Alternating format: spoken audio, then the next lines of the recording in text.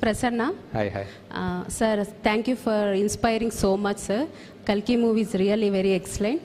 My question is, అందరం కూడా కల్కి ప్రాజెక్ట్కే అన్నప్పుడు ప్రభాస్ గారినే అనుకున్నాం కల్కి అని. బట్ ఇప్పుడు ప్రభాస్ గారు కర్ణుడుగా కనిపిస్తున్నాడు. సో కల్కిగా ఏ హీరో రాబోతున్నాడని ఎదురు చూస్తున్నాము. అండ్ నెక్స్ట్ మహాభారతంలో చాలామంది ఇన్స్పైరింగ్ క్యారెక్టర్స్ ఉన్నాయి. సో ఆ క్యారెక్టర్స్లో మిమ్మల్ని బాగా ఇన్స్పైర్ చేసిన క్యారెక్టర్ ఏంటి, ఎందుకు, ఏ పాయింట్స్లో ఆ క్యారెక్టర్కి మీరు ఇన్స్పైర్ అయ్యారు? అంటే ఇంకా పొట్టలోనే ఉన్నారు. సో యాక్టింగ్ కాస్టింగ్ గురించి వెళ్ళలేదు ఇంకా. So and second part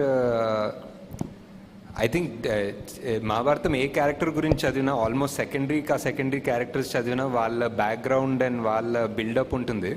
it's amazing. So వాళ్ళే మెయిన్ క్యారెక్టర్స్ అనుకుంటాం. That's the way Mahabharata is return and it's beautiful. But obviously, like so many people, and very obviously because I put it, Karnadu is one of my favorite characters. Okay, sir. So Nagi garu, who is Kalki, sir? Kalkiga A hero రాబోతున్నారు? అదే ఇంకా పొట్టలోనే ఉన్నారని చెప్పారు.